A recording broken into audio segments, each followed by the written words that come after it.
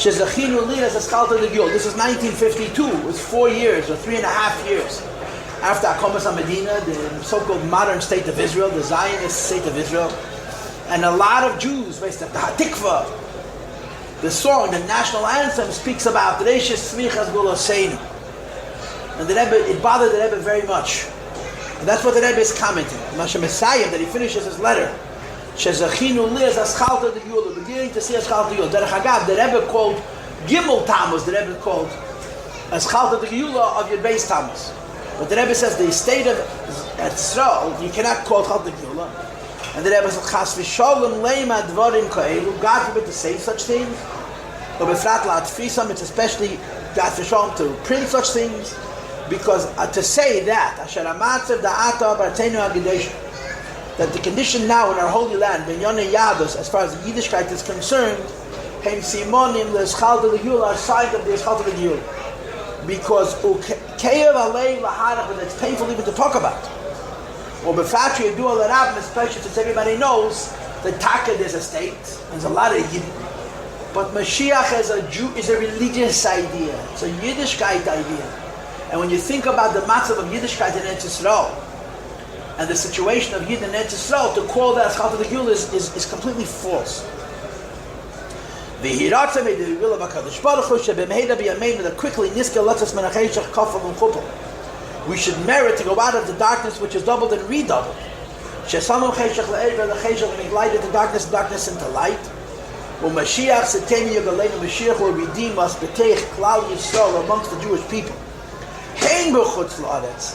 V'hein be'eretz ha'kedesh tiboneh v'sekein, both outside of Eretz as well as inside Eretz Yisrael, min ha'golos ha'man, from this bitter golus, and it should be gula shleima v'amitas, a true, whole, perfect, and peaceful giyul. Time fears the pyramids. I've heard that expression before. All things fear time. Everything dies over time.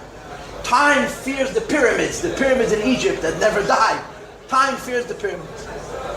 And then whatever the hemshech hadvarim is. The reason I'm saying this quote is because all things fear time. Time fears the pyramids, and the pyramids fear the Jewish people.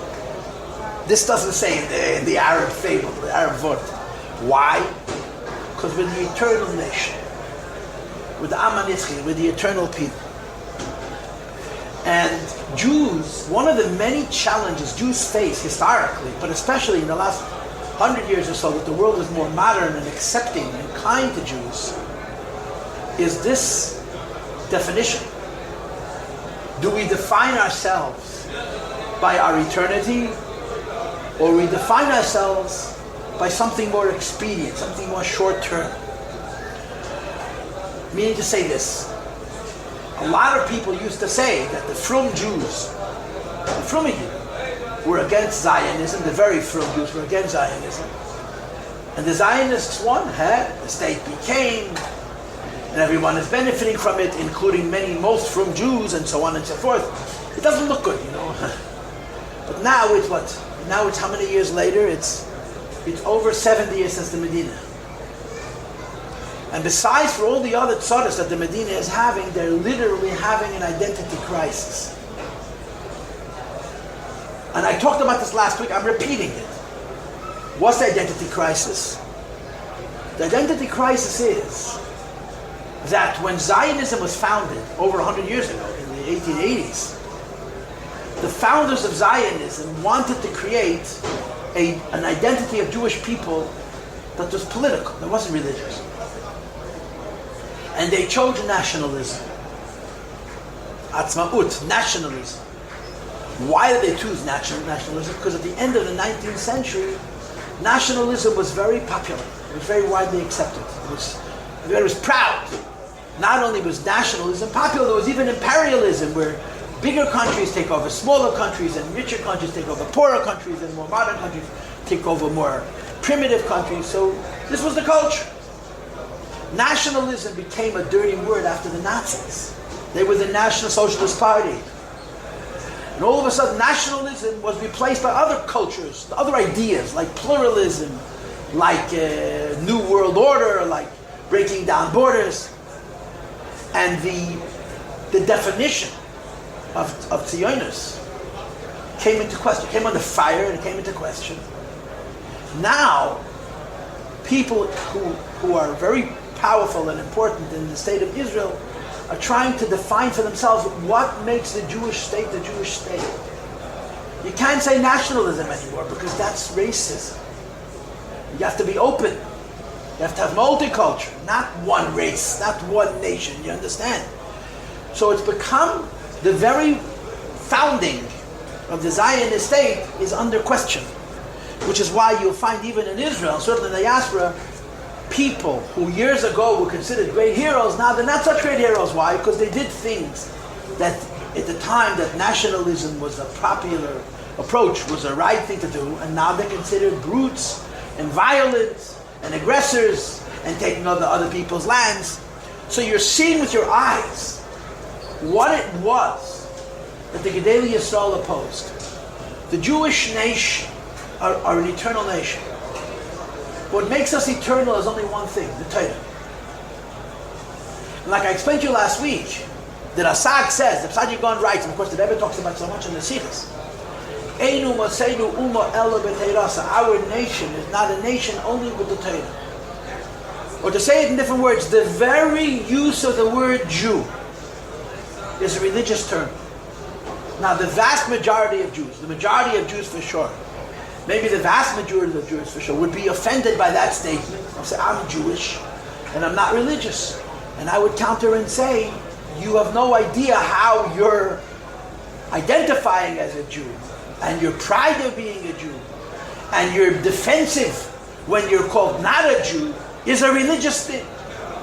You think it's cultural. You think it's secular. There's nothing secular about the word Jew. I told you this 2 years ago. One of my students sent around a little, like an advertisement on the phone that someone put up on Facebook. Hanukkah time. It says Judaism is the best religion in the world. The only religion where you can be an atheist. I'm an atheist and I'm still a Jew. So one of my Beis Rivka seminary students showed this to me. I said, "No, how religious is this? I'm an atheist until a Jew. Why do they care? What does it mean?" And in the end, over time, the only thing that's forever in the Jewish people is Torah mitzvahs. And Yidden who never go away from Torah mitzvahs, either they come back to it, or the Rebbe told so many Chiddush, they're lost in history. The eternity of the Jewish people is not any idea. And this is the exchange that Rebbe and Shendel is having with the agents of the NKVD in her father's apartment in 1927 in Tammuz. Simon. What she's saying is, a lot of Jews got swept away by the fever of a new system. At that time it was socialism, it was communism. And they were real believers. The Jews were real believers. They believed that communism is going to take away racism, and all people are going to be the same, and there's going to be color blindness, and Jewish people are going to have the same opportunity as everybody else. And they threw away God, they threw away Torah mitzvahs. In fact, they fought against it because they were so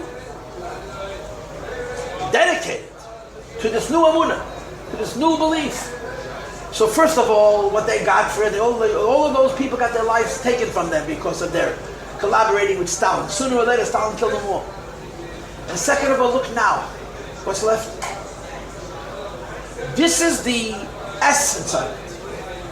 Gedolei Yisrael Amitim, true Jewish leaders, never get distracted. You look at the world, and you see unbelievable opportunity for Jewish people. But it means defining yourself by something other than Torah and mitzvahs, and the Gedolei Yisrael say no. Because that's not what a Jew is. Because everything in the world is temporary except for a Jew. Even time itself, and even the pyramids themselves, the pyramids in time. And what it is that makes the Jew eternal is Torah and mitzvahs. So the Rebbe says, let's talk about Geula. Mashiach is a great hope, a great trust, a great certainty for the Jewish people. But Mashiach is part of the eternity of the Jewish people. In other words, there is nothing about Mashiach that's not religious. And when you see what seems to be a great advancement for Jewish people, and don't misunderstand, that Rebbeim were very happy to have Eretz Yisrael. When the state of Israel was founded, even though they fought against Zionism, they supported the state. The Friedrich Rebbe Seta Shazar, In the past I opposed it, now I support it.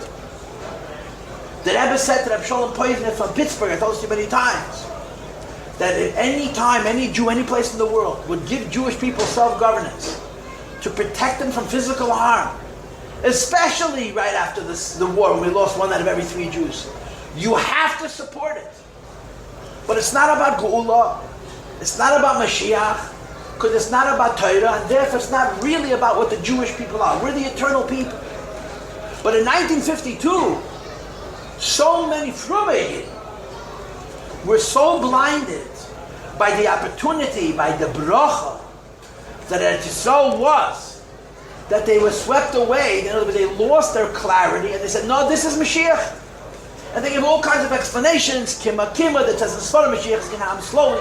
And then it says, yes, it does say it's for Mashiach, it's going to come slowly, but it doesn't say in the Sefer Mashiach is going to come by people destroying Temimim, fighting against Yiddishkeit, and building a state which is by design a non-religious Jewish state. There's no such thing as a Jew without Judaism. Even the Jew who says, I have nothing to do with Judaism, the very use of the word Jew is a religious thing. And that's why it bothers the Rebbe so much. To call it Reishas Smichas Gula said, to call it Aschalta de Gula, the Rebbe says, it goes against the credibility of Torah. And I'm going to repeat what I said in the beginning. We are eternal. We are an eternal people. But what makes us an eternal people is that we define ourselves by something eternal, which is Torah mitzvahs. And over the course of history, it's happened many times. It happened during the time of Hanukkah. It happened during the time of the Romans, that a segment of Jews saw an opportunity to make their lives better because of expedient circumstances, and you're supposed to take advantage of those. But you're never supposed to say that this is a new Jew. There is no new Jew. There's only one Jew, and that's the eternal Jew. And the eternal Jew is Torah mitzvahs. I'm going to read it one more time. If you were here last week, you realize that I'm repeating a lot of the things, but I wanted to repeat it again. I wish to observe again, particularly b'masha Messiah, that you finish in your letter. We're beginning to see the beginning of the coming of Mashiach Tzidkenu. And of course, you all know that Rebbe, in one of his letters to Zevin, Harav Zevin, he writes there that it says in the Medrash, it says in the Medrash, that at the moment of the Chorban, Mashiach is born. Right? There was a Taya, an Arab merchant, who heard a cow neigh.